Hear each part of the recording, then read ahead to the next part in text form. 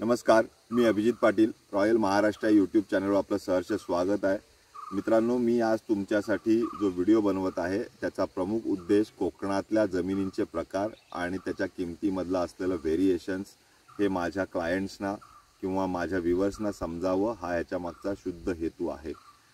जेणेकरून आपण ज्यावेळेस कोकणामध्ये इन्व्हेस्टमेंट करताय त्यावेळेस आपल्याला इन्व्हेस्टमेंटचं बजेट आणि इतर सगळ्या गोष्टी याचं प्री प्लॅन करणं सोयीस्कर जाईल. या कारणास्तव हा व्हिडिओ मी आपल्याला माहितीपूरक व्हिडिओ बनवत आहे. माझी आपणास विनंती आहे, आपण जर रत्नागिरी किंवा सिंधुदुर्ग जिल्ह्यामध्ये जमीन शोधताय, शेत जमीन शोधताय किंवा sea view, beach touch, NA plots, हायवेच्या लगतच्या जमिनी किंवा इतर डोंगराळ भागातल्या जमिनी, आंबा बागा, काजू बागा किंवा इतर तत्सम अनेक प्रकारच्या जमिनींचे प्रकार इथे अवेलेबल आहेत. अशा जमिनी जर आपण शोधताय तर कृपया माझी आपणास विनंती आहे, रॉयल महाराष्ट्र हे यूट्यूब चॅनल आपण न विसरता सबस्क्राईब करा. जेणेकरून आपल्याला कोकणामध्ये जमिनीचा शोध घेणं फार सोपं जाईल. तसेच ट्रस्टेड ट्रान्सपरंट व्यवहार करण्यासाठी रॉयल महाराष्ट्र हे महाराष्ट्रामध्ये प्रसिद्ध असं यूट्यूब चॅनल आहे. आम्ही कोणाची फसवणूक किंवा तत्सम कुठलाही प्रकार करत नाही. त्याच्यामुळे आपल्याला trusted and transparent, cheating free अशी जर इन्व्हेस्टमेंट करायची असेल तर आपल्याला नक्कीच माझी मदत होईल. त्यामुळे आपण न विसरता रॉयल महाराष्ट्र हे माझं चॅनल सबस्क्राईब करा, माझे व्हिडिओज पहा, आपण लाईक करा, कॉमेंट्स करा, चांगल्या कॉमेंट्स करा, क्वेरीज असतील त्या विचारा. मुद्दामून खराब कॉमेंट्स करणं हे काही लोक करतात, ते कृपया टाळा. मी त्या डिलीट करत असतो किंवा मी तशा भाषेत त्यांना उत्तरही देत असतो. त्यामुळे तसा ॲरोगन्स हा प्रकार आपण करू नये ही मी आपणास नम्र विनंती करतो. चला तर मग आजच्या मुख्य विषयाकडे वळूया. कोकणामध्ये साधारणतः 1.5 लाखापासून 1.5 कोटी रुपये एकरपर्यंत जमिनींचे प्रकार अवेलेबल असतात. आता हे प्रकार या प्राईस रेंजेस कशा व्हॅरी होतात हे थोडंसं आपण समजून घ्यावं. सुरुवातीला समजा आपण पकडलं की बाबा 1.5 लाख रुपयेवाली जमीन कशी असते, तर 1.5 लाख रुपयेवाल्या जमिनी वगैरे ज्या असतात, आता बॉटम आउट रेट चाललेले आहेत ते साधारणतः 1.5 लाख 2 लाख असे बॉटम आउट रेट चाललेले आहेत. तर 1.5 लाख रुपयेवाले ज्या जमिनी असतात ह्या बेसिकली पूर्णपणे डोंगराळ असतात. त्याला रस्ता नेणं गरजेचं असतं, पाण्याचा सोर्स स्वतः तयार करायचा असतो, लाईट स्वतः न्यायची असते, रस्ताही आपल्याला काही अंतरावरून स्वतः न्यावा लागतो. मधून ज्या परिसरातून आपण रस्ता नेणार आहे तिथल्या शेतकऱ्यांना काही प्रमाणात आपल्याला कम्पेन्सेटही करावं लागतं. रस्ता बनवण्याचा खर्च आपला स्वतःचा असतो. झाडं साफसफाई, मोजणी वगैरे हे सगळे खर्च बाहेरचे असतात. ओनर फक्त त्या सदर ज्या काही किमती सांगितलेल्या असतात ते पैसे घेऊन आपल्याला सातबारा हँडओव्हर करत असतो. त्याच्यानंतर 2 लाखवाल्या जमिनी कशा असतात, तर 2 लाखवाल्या जमिनी ह्या तशाच टाईपच्या असतात, फक्त डांबरी रोड वगैरे किंवा कच्चा रोड वगैरे त्याच्यामध्ये अवेलेबल असतो. थोडाफार म्हणजे एक 10-20% त्याच्यापेक्षा बेटर प्लॉट असतात. थोडंसं प्लेन पर्सेंटेज जास्त असतं प्लॉटचं. अशा स्वरूपाच्या जमिनी साधारणतः 2 लाख 1.5 लाख वगैरे 1.5 लाख 2 लाख अशा स्वरूपात त्या किमतीमध्ये येत असतात. या जमिनी बल्क लँड असतात, 50 एकर 100 एकर वगैरे अशा जमिनी असतात. या जमिनींमध्ये पोट खराबाही असतो. जमिनींचे व्यवहार होत असताना एकाच पार्टीला या सरसकट सगळ्या जमिनी दिल्या जातात. आपण कुठल्याही पद्धतीनं असल्या जमिनीमध्ये 1 एकर 2 एकर 3 एकर असे प्रकार करत नाही, कारण पोट खराबाचा विषय असतो. समजा एखाद्या जमीन आहे, समजा 42 एकर जमीन आहे फॉर एक्झाम्पल, माझा एक व्हिडिओ होता, ह्याच्यामध्ये एकदम प्रॉपर सेफ डेव्हलपमेंटसाठी 30-32 एकर 35 एकर जमीन येईल. 5-7 एकरचा पोट खराब असल्या कारणानं तसे जमिनी अनटच ठेवणं, रिस्क फ्री ठेवणं, अनटच ठेवणं, त्याच्यावर डेव्हलपमेंट न करणं अशा स्वरूपाचं कार्यशैली असेल तर ते फ्रुटफुल होतं. अन्यथा त्याच्यामधून इतर धोके उद्भवू शकतात, याची आपण काळजी घ्यावी. याच कारणास्तव मी 1-2 एकर 5 एकर हे अशा 1.5-2 लाख रुपयाच्या जमिनींमध्ये तुकडे पाडून विकत नाही. ती कस्टमरची शुद्ध फसवणूक असते आणि मी कुठल्याही प्रकारची फसवणूक लोकांची करत नाही. आता हा झाला लोअर बजेटचा विषय. ह्याच्यामध्ये जे काही क्षेत्रफळ असतं, समजा 50 एकर असेल 60 एकर असेल, हे एकाच पार्टीला विकलं जातं, याची आपण कृपया नोंद घ्यावी. त्याच्यानंतर बघायला गेलं तर 2.5-3 लाख रुपये, 3.5 लाख रुपये, 4 लाख रुपये याच्यामध्ये अशा ज्या सेक्टर प्राईस रेंजमधल्या जमिनी असतात, या जमिनी बऱ्यापैकी थोडंसं प्लेन प्रमाण वाढतं, डोंगराळ प्रमाण कमी होतं, प्लेन पार्टचं प्रमाण वाढतं. ह्याच्यामध्ये रस्ता वगैरे अशा ॲम्युनिटीज असतात. कदाचित लाईटही गेलेली असू शकते, पाण्याचा स्रोत असू शकतो किंवा निर्माण करावा लागेल, अशा स्वरूपाचं हे क्षेत्र असतं.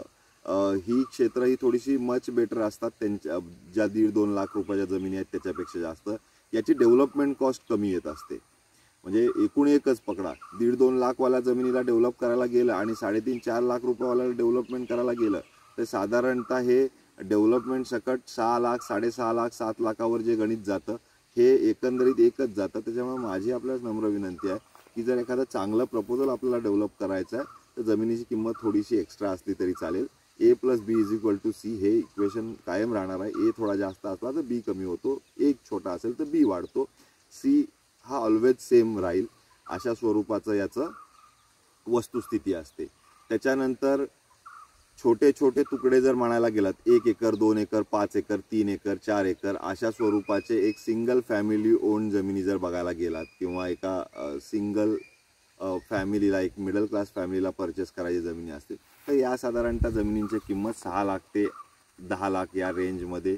ते डिपेंड्स ऑन द लोकेशन आणि त्याच्यामध्ये प्लेन पार्ट कसा आहे, ॲम्युनिटीज कशा आहेत, पाण्याचा स्रोत आहे का, पाण्याला लगतची लागून जमीन आहे का, अशा सगळ्या गोष्टी त्याच्यामध्ये अवलंबून राहतात. त्याच्यामुळे या प्राईस रेंजेस या होतात. 1-2 एकरच्या जमिनी ज्यावेळेस आपण घ्यायला जातो शेतकरी त्यावेळेला 7-8 लाख, 10 लाख रुपये अशा एकरी किमतीनंच विकत असतो. चांगले पार्ट असतील तर, थोडा बंडल पार्ट असेल तर 5-6 लाख रुपये अशा किमतीमध्ये त्यांचे व्यवहार होत असतात. याची आपण दखल घ्यावी. साधारणतः ऊसाची रानं वगैरे जशी पश्चिम महाराष्ट्रामध्ये सांगली, कोल्हापूर जिल्ह्यामध्ये माळ रानं असतात, ऊसाची रानं असतात, अशा स्वरूपाच्या जर जमिनी बघायला गेला तर रत्नागिरी जिल्ह्यामध्ये लांजा तालुक्यामध्ये अशा मस्त जमिनी आहेत. सिंधुदुर्ग जिल्ह्यामध्ये वैभववाडी तालुक्यामध्ये अशा मस्त जमिनी आहेत. वैभववाडी तालुक्यामध्ये अशा जर ऊसाच्या रानाच्या जर जमिनी बघायला गेला तर 15 लाख 20 लाख रुपये प्रति एकर असे दर चालतात प्लेन जमिनी. त्याच बाय त्यात साईड बाय साईड जर त्याच्यापेक्षा थोड्याशा डाऊनग्रेड जमिनी असतील तर रेट्स तसे कमी होत जातात. अगदीच डोंगराळ पार्ट वगैरे असेल तर 1.5 लाख 2 लाख रुपये एकर, 3 लाख रुपये, 2.5 लाख रुपये एकर अशा प्रकारच्या जमिनी चालतात.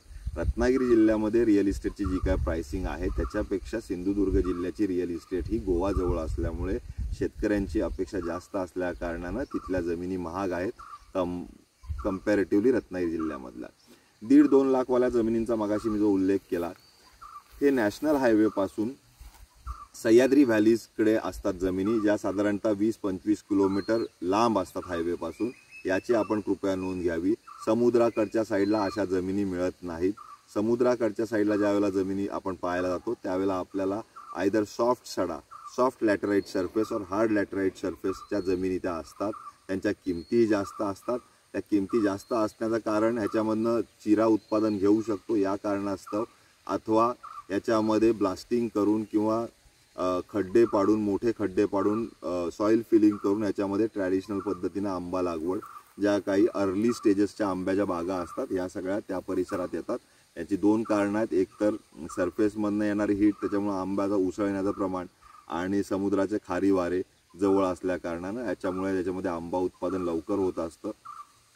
पण तिकडच्या जमिनींचा किंमत ही महाग असते.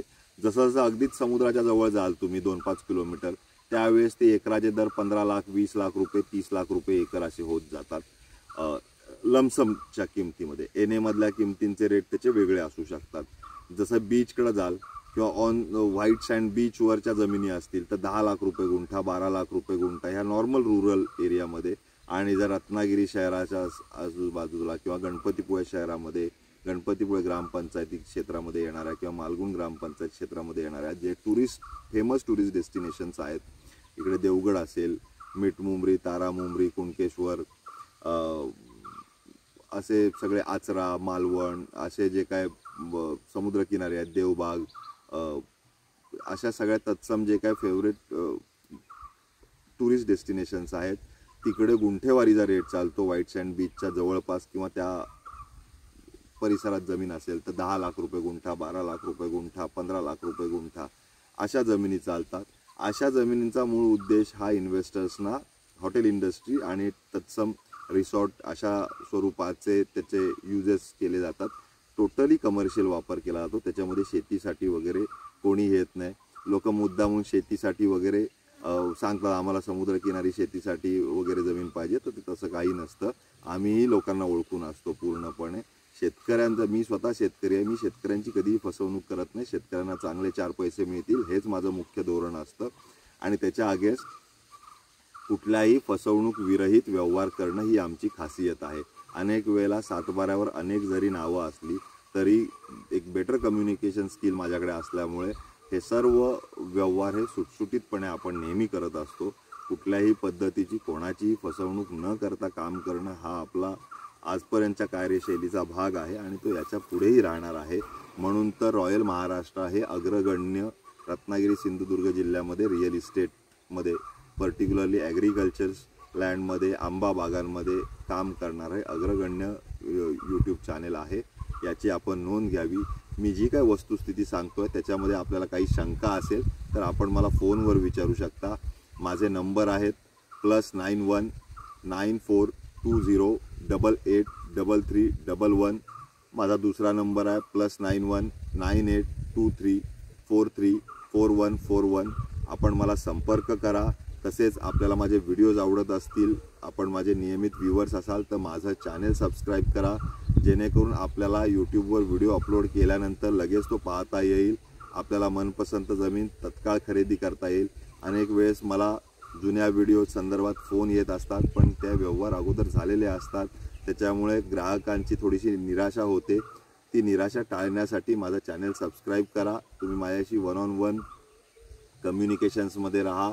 आपल्याला ज्या पद्धतीचं इन्व्हेस्टमेंट बजेट आहे, तुम्ही मला ज्यावेळेस फोन करता त्यावेळेस एकंदरीत आपण जे काही इन्व्हेस्टमेंट लँड परचेससाठीचं आहे याची मला कृपया कल्पना देत जा, कारण जेणेकरून आपल्यासाठी एक बेटर ऑप्शन सिलेक्ट करणं, सुचवणं हे सोपं जाईल. याची आपण नोंद घ्या. उगाच हट्ट करण्यासाठी त्या म्हणजे स्वस्त जमिनीमध्ये 2-5 एकर मिळेल काय वगैरे असे फोन तुम्ही करू नका. पोट खराब्याच्या कारणास्तव आपण कधीही त्या जमिनी फोडत नाही. एंटायरली जमिनी आपण देतो. काही लोकांची अशा काही प्रकरणामध्ये इतर ब्रोकर्सकडनं किंवा इतर यूट्यूबर्स चॅनलकडनं फसवणूक झालेली आहे. याची कृपया नोंद घ्या. तसले कारभार रॉयल महाराष्ट्र कधीही करत नाही, याची आपण नोंद घ्या. आणि आजच्या भागामध्ये मी इथेच थांबतो. हा माहितीसाठी बनवलेला व्हिडिओ होता.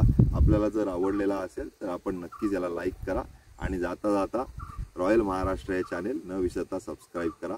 धन्यवाद. थँक्यू.